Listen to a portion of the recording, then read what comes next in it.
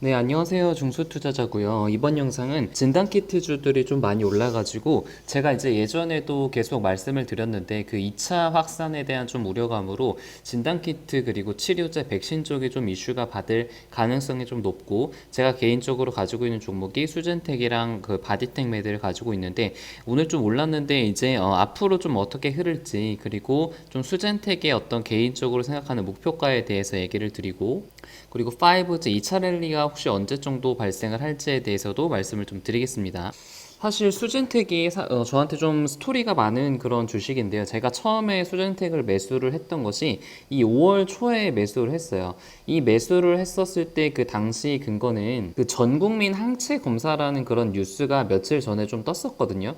근데 이제 뉴스가 떠도 이제 오르지가 않았고 제가 예전 남선 알루미늄에서도 얘기를 좀 드렸던 것처럼 지금 저점이 더 낮아지지 않고 조금 오르는 그런 모습이어가지고 계속 홀딩을 했었고 두 번 매도를 해가지고 전량 매도를 했었습니다. 그래서 이제 수익을 보고 잘 나왔는데 제가 이제 6월 초에 다시 매수를 좀 했어요. 사실 이때는 이제 매수를 잘 했는데 이때 매수는 굉장히 저의 좀 실수라고 생각이 되는데 이때 이제 매수를 했었던 그 투자의 근거는 이때 잠정 실적이 나왔습니다. 근데 2020년에 어떤 잠정 그 예상 실적이 2천억 한 중반대였단 말이에요. 근데 주가가 많이 오르긴 했지만 지금 전체 시총이 4천억 밖에 되지 않았기 때문에 PER로 따지면 PER이 뭐 2에서 뭐 3도 가지 않죠. 1점 몇 정도밖에 되지 않아서 여기서 지금 전고점까지 왔고 전고점에서 지금 이 정도의 실적이라면은 더 충분히 더 오를 수 있겠다라는 판단으로 매수를 했는데 일단 전고점에서 매수를 했다는 게 굉장히 큰 실수였고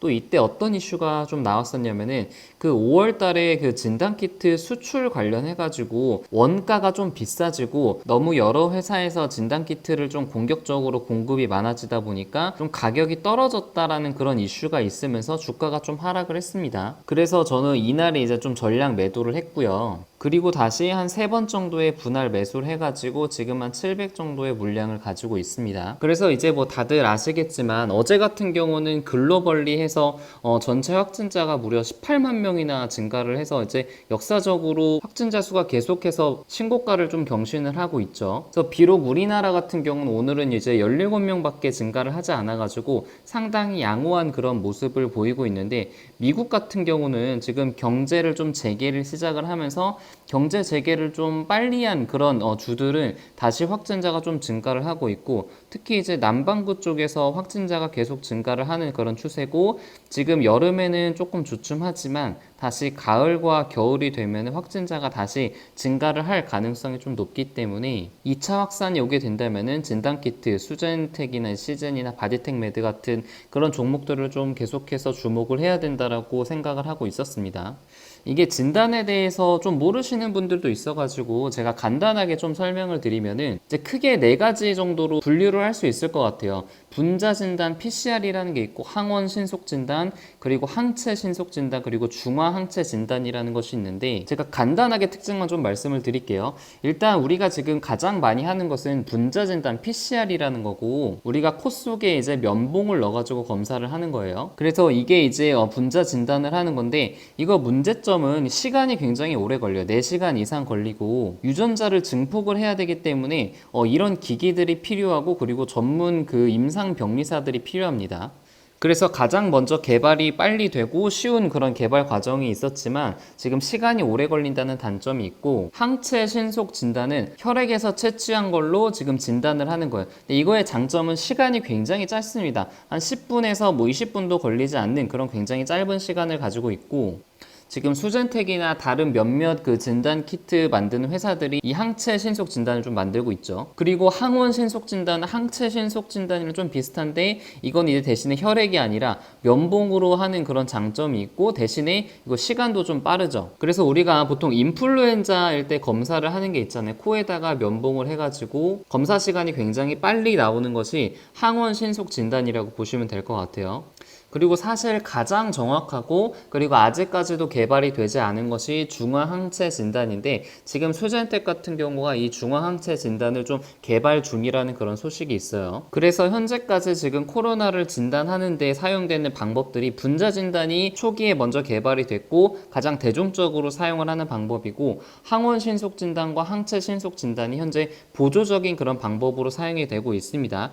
그리고 지금 최근에 무증상 감염자들이 많이 확진이 되고 있는데 이런 무증상 그 감염 확진자들에 대해서 대규모 전수 진단을 하기 위해서는 당연히 분자 진단을 할 수가 없고 이제 항원이나 항체 신속 진단으로 검사가 진행이 될 수밖에 없습니다. 수젠텍의 목표가를 말씀을 좀 드리면은 일단 그 2분기 실적에 한 영업이익이 1,000억 원 정도의 컨센서스가 잡혀져 있어요. 근데 2020년 전체로 보면 2,700억 정도의 컨센서스니까 지금 여기에 나와 있는 컨센서스는 지금 3분기랑 4분기를 합쳐가지고 1,500억 정도가 나온다고 그렇게 잡혀져 있는 거잖아요. 근데 사실 지금 계속해서 글로벌 확진자가 증가를 하고 있고 2차 유행이 만약에 전 세계적으로 오게 된다면은 당연히 3분기에도 1,000억 원대의 매출이 발생이 되고 4분기에도 만약에 1,000억 원대의 무난한 그런 영업이익이 발생이 된다면은 2020년에는 3,000억의 그 영업이익을 달성할 가능성이 좀 있다고 생각이 들고 그리고 여기서 조금 애매한 것이 PER을 좀 어떻게 줘야 될지에 대해서 좀 많이 혼란이 좀 있을 것 같아요. 일반적으로 우리가 그 아는 PER을 좀 10 정도로 주게 된다면은 뭐 회사의 가치가 뭐 3조가 나오게 되는데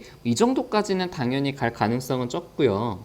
다시 차트로 좀 보자면은 오늘 같은 경우는 좀 다시 급등을 했는데 저는 그 예전에 4월 달에 그 주가 흐름을 좀 보일 가능성이 높다고 생각이 들어요. 그러니까 4월 달에도 한번 좀 급등을 한 뒤에 한 2주 정도의 조정 기간을 좀 거쳤어요. 그리고 나서 이제 바닥을 좀 확인을 한 다음에 그 다음에 급등을 했죠.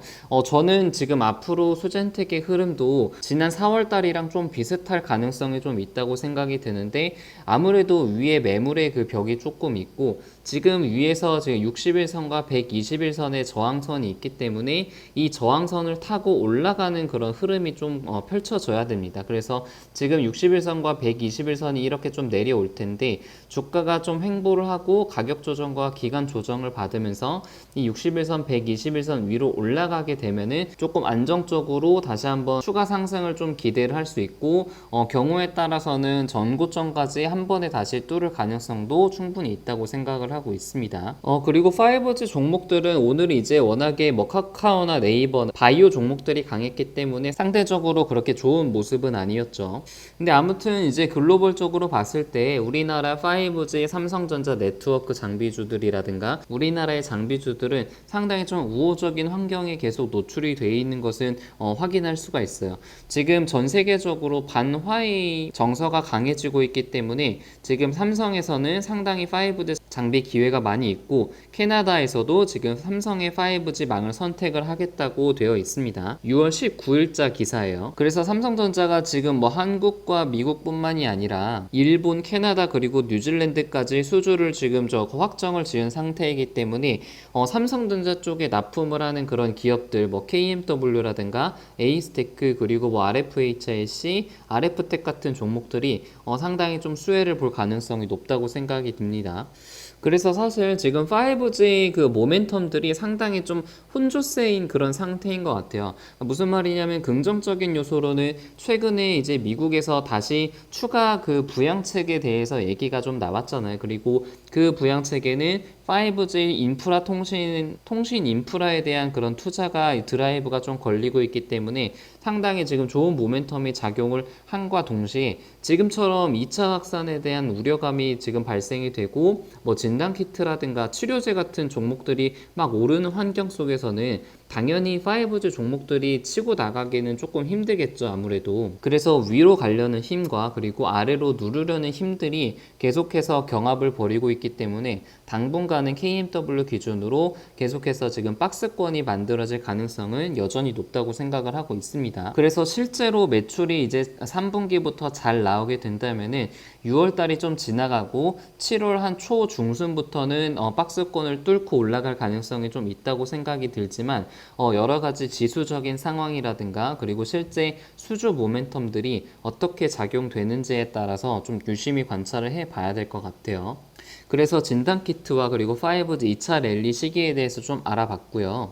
그리고 영상을 좀 끝내기 전에 제가 이제 며칠 전까지 멤버십 4,990원짜리가 무료라고 말씀을 드렸는데, 원래 가입 버튼을 누르면 4,990원짜리에 그 무료라는 표시가 되어 있어야 되는데, 제가 지금 오늘 확인을 해 보니까 지금 무료 표시가 좀 없어진 것 같더라고요. 그래서 제가 이거를 좀 미리 알지 못하고 말씀드리지 못한 점은 죄송하다는 말씀을 좀 드리고, 현재는 좀 무료가 풀린 상태이기 때문에 참고를 하시는 게 좋을 것 같습니다. 그리고 마지막 RF텍 같은 경우는 지금 장 초반에는 마이너스 4%에서 시작을 했다가 장 중반까지는 마이너스 6%까지 떨어졌다가 지금 마이너스 3%에서 좀 마감을 했어요. 이게 사실 아직까지 신용 비율이 좀 너무나 높고 개인들이 지금 너무 관심이 좀 집중이 되는 시기여서 좀 당분간은 계속 가격 조정이 좀 필요할 것으로 생각이 들고, 근데 전에도 좀 말씀을 드렸듯이 조정은 나왔는데 거래량이 굉장히 적은 상태이기 때문에 적당한 기간 조정, 가격 조정 이후에는 다시 한번 좀 상승의 그 가능성이 충분히 높다고 생각을 하고 있기 때문에 제가 이제 계속 가지고 있는 비중은 홀딩하고 있는 그런 상태입니다. 그래서 영상은 여기서 마치도록 하겠습니다.